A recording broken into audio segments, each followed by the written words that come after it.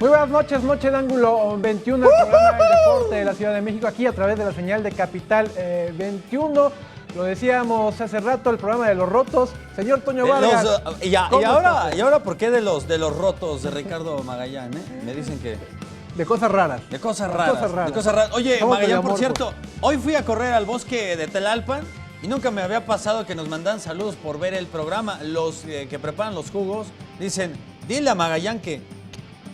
Así me hicieron. Dile al Magallán que te siguen desde hace rato. No, por eso, que es milenio, por que eso no voy a correr al bosque. Por eso no vas. Por eso no voy a ir, para que no me lo digan en vivo. Dice que les quedaste de ver los jugos con piquete, Magallán. Oye, tenemos, para lo de los jugos y los que no venden jugos, para lo que sea, tenemos una gran sorpresa. Pues resulta que tenemos boletos para la Fan Zone de la Fórmula 1, que lo sabemos estará este fin de semana. Serán 15 pases ¿No eran dobles. 20, Magallán? No, 15 para 15 pases dobles. ¿A dónde quedan? Para la Fan Zone de la Fórmula 1, que se va a llevar a cabo viernes, sábado y domingo. Es una experiencia interactiva precisamente que acerca a los amantes del automovilismo y a los que, hasta los que no lo son, se van a hacer, al deporte, por supuesto, automotor. Ahí puede ver usted la carrera. Tuvimos hace 8 días aquí a Paris Rodrigo, el director de esta Fan Zone.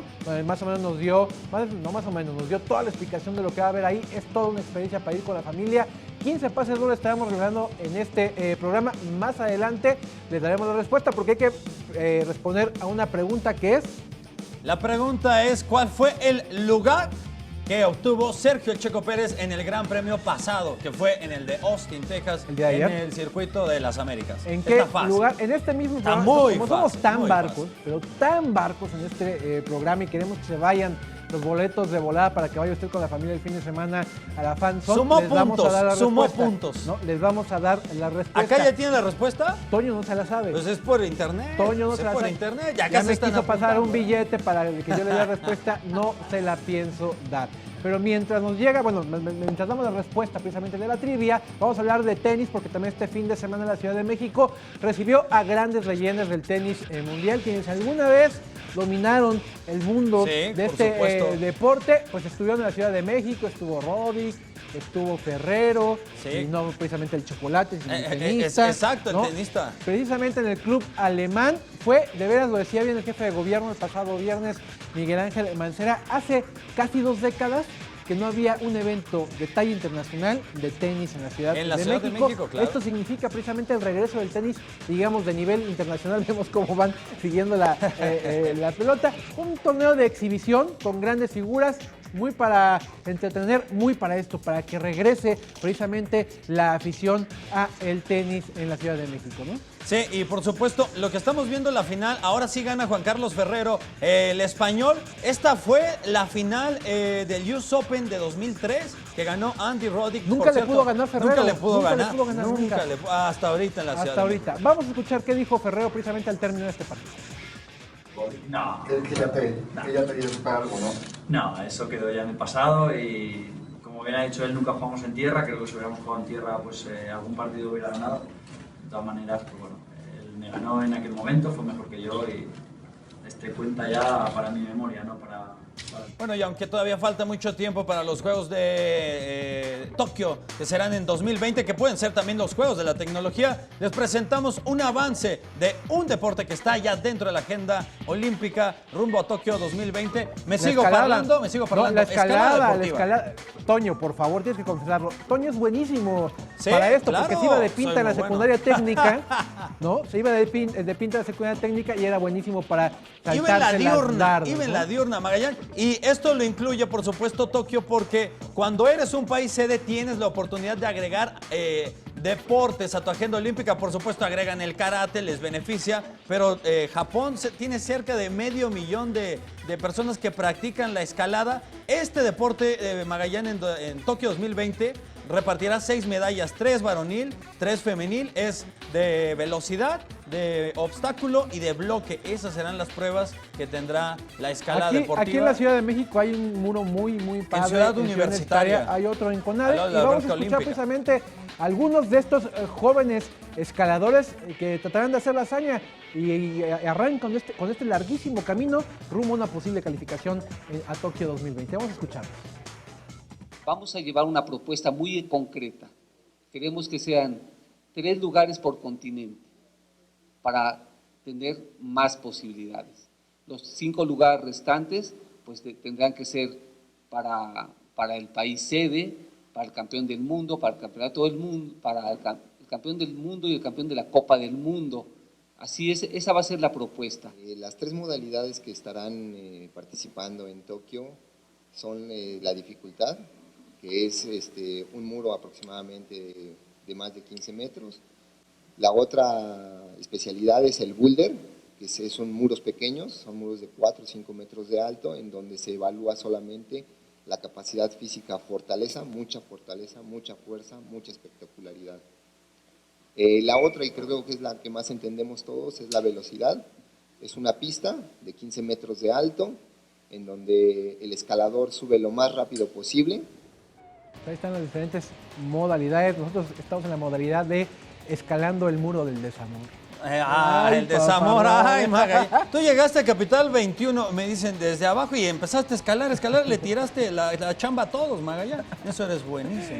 Bueno, vamos a cambiar de tema porque el Consejo fuego de Premiación del Premio Nacional de Deportes terminó recibiendo un total de 64 propuestas, de las cuales 41 corresponden a candidatos precisamente para el Premio Nacional de Deporte y 23 a candidatos al mérito deportivo. De entre ellos, se elegirán los ganadores en las categorías de deporte no profesional, deporte paralímpico, entrenador y juez árbitro. Los ganadores de este Premio Nacional de Deporte serán acreedores a una medalla de oro y estímulos económicos por 733,130 pesos, además de que recibirán un diploma firmado por el presidente de la República. Y no lo ponen en pantalla, pero Julio Urías, el pitcher de los Dodgers de Los Ángeles, es una de las cartas fuertes, no por nada. En los últimos años, del 2010 para acá, 3 peloteros de la Major League Baseball se han llevado ese premio.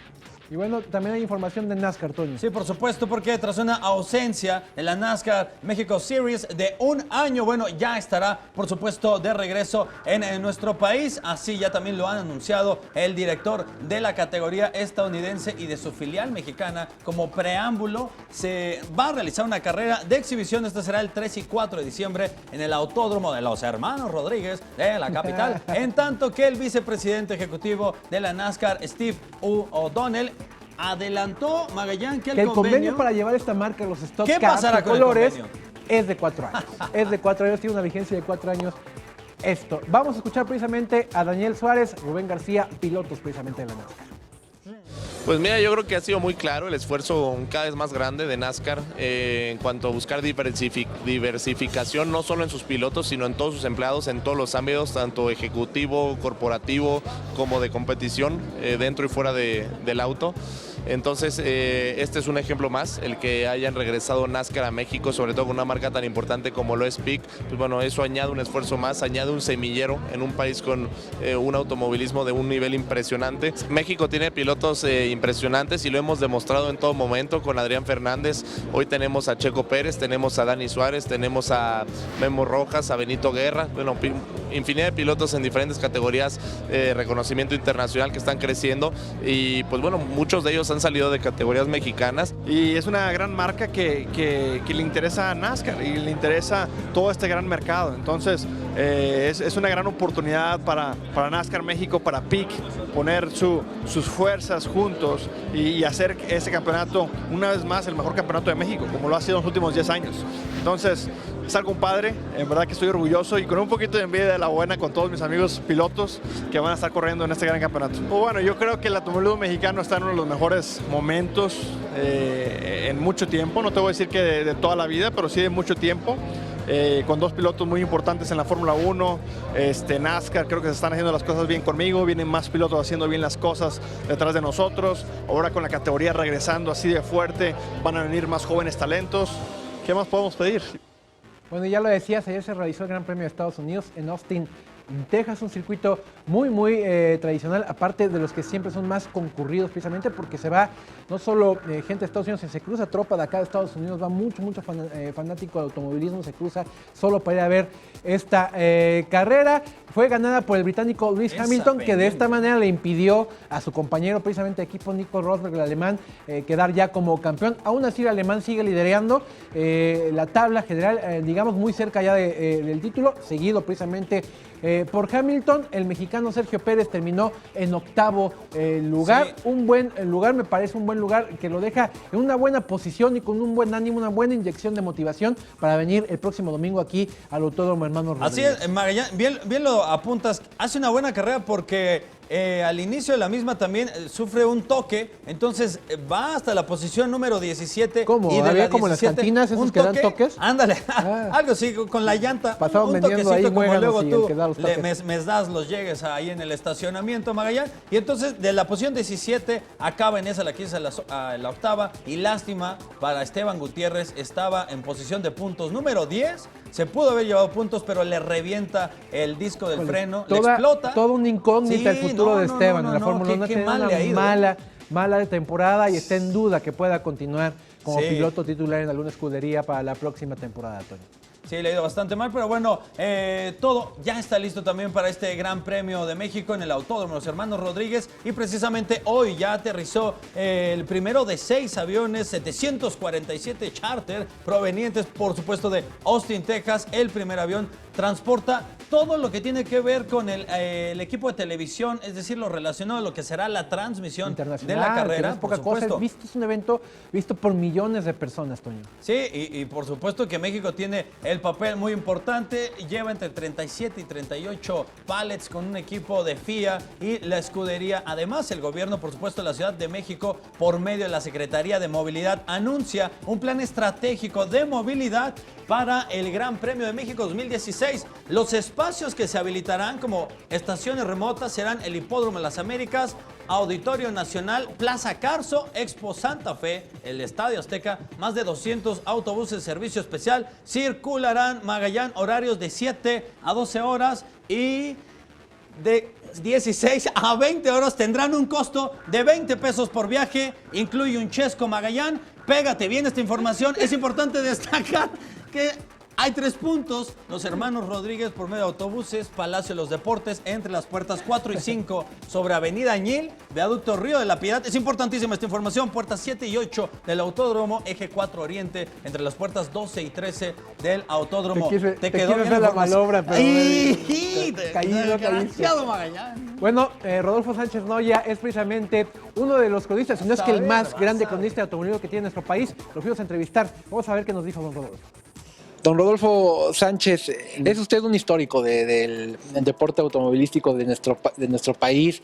Muchas generaciones de cronistas deportivos, incluso que no son dedicados al 100 a los autos, le deben muchísimo. Usted es la historia viviente todavía del automovilismo, del periodismo de automovilismo en nuestro país. Coméntenos cómo fueron los inicios en esta ya carrera, lo platicábamos, de casi 6 décadas. Muchísimas gracias, muy amable. Te agradezco mucho su concepto, muy gentil de tu parte y la verdad que sí me siento muy contento, muy orgulloso. Fíjate que el automovilismo deportivo lo conozco prácticamente de niño. Mi padre corría un auto en el autódromo de Balbuena, que estaba junto al aeropuerto. Ahí comencé a ver los coches, oía hablar de un señor Solana, veía los coches de carreras. Había uno que me gustaba mucho porque era de don Federico Duarte, que traía una cola de avión y movía la parte de atrás, la cola del avión para tomar la curva. Era un óvalo sencillo, pero me llamaba la atención. Y déjame decirte que yo estudié primero para ser profesor de escuela primaria, luego estudié para abogado. Y en 1964, cuando regreso de la primera transmisión que hago de Le Mans, Francia, con Pedro Rodríguez, pienso dedicarme al periodismo. Cuando le digo a mi papá que me quiero dedicar a ser cronista de automovilismo, me acuerdo de la casa de mi papá. Mi papá era teniente coronel, era abogado. Dice, ¿cómo te vas a meter a la televisión? Eso es un medio de perdición. Y que me acuerdo, a los 3 días me llamó y me recomendó que me fuera bien y que hiciera con buen trabajo. Pero de hecho yo arranco con la primera transmisión en 1959 con la inauguración del Autódromo Hermanos Rodríguez. En estos momentos nos está informando nuestro puesto de control de Topilejo que allá se acerca la gran velocidad. En estos momentos, 3 opciones seguidas por Vini Ford. Entra allá. ¿En qué nivel se encuentra el automovilismo mexicano? Déjame decirte así en 3 partes. Una de ellas, hasta antes de los años 50, eran carreras esporádicas de amigos, de grupos de amigos. Después venían los clubs, el Club Roda, el Club Francés, el Rally Automóvil Club, etc. Y organizaban los eventos. A veces ponían dinero los socios para financiarlo. Y si entraba bien en las ventas de boletos, pues lo dejaban para el beneficio del club. Ya luego vienen las carreras del Gran Premio de México. Antes tuvo la Panamericana, que fue un exitazo total cuando se permitían las carreras en carretera. Lamentablemente había accidentes mortales, pero vinieron coches muy importantes, pilotos muy importantes en el mundo, hasta que llega la Fórmula 1 en el 62. Esa es la primera etapa donde comienza el automovilismo ya a crecer con una federación y con una organización todavía a beneficio del club, no como promotores. Y así viene en la segunda parte, en el 86, con los ingenieros Abed, que lanzan nuevamente la Fórmula 1 arriba y comienza a haber más pilotos. En la primera fase, Ricardo se mata, Pedro Rodríguez corre y Moisés Solana corre. Y en la segunda etapa no hubo ningún piloto mexicano. En esta tercera etapa es la mejor de todas. ¿Por qué? Porque tenemos ya 2 pilotos mexicanos corriendo de forma permanente en el mundo entero. Además, hay una cantidad enorme de más de 15 jóvenes que están corriendo en Europa en diferentes categorías. Viene posiblemente, ojalá pueda manejar en este año, Alfonso Celis de Tehuacán, Puebla, jovencito, que está como piloto de reserva del equipo donde está Checo Pérez. Viene Checo Pérez, que hace muy buen papel, le está manejando muy bien. Esteban Gutiérrez, que ahí va batallando. Pero ya hay más eventos automovilísticos, ya hay más organización. Yo pienso que ahora está en su mejor momento el automovilismo deportivo mexicano en ese sentido. ¿Y qué hay con el periodismo de deporte motor en México? Usted no hay, me parece, voz más autorizada para decir si ahí se ha avanzado o si nos hemos estancado. Ahora ha avanzado tal, porque hay muchas cantidades de páginas de internet, muchas estaciones de radio, de televisión, qué sé yo. Sí ha habido cambio, ha habido mucho interés en la juventud. Es una fase nueva, una fase diferente y un espectáculo sensacional. La prueba es el Gran Premio del año pasado, más de 150,000 personas, nada más en un solo arranque. Creo que vale la pena porque hoy va a haber mucho más gente, los boletos están agotados. Dígame una cosa que usted le deba al automovilismo. Lo que soy actualmente.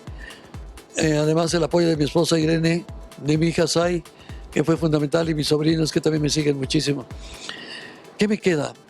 El sabor de haber transmitido eventos que nunca antes habían transmitido y que yo era solamente una persona ahí, como decían, un caliente del automovilismo.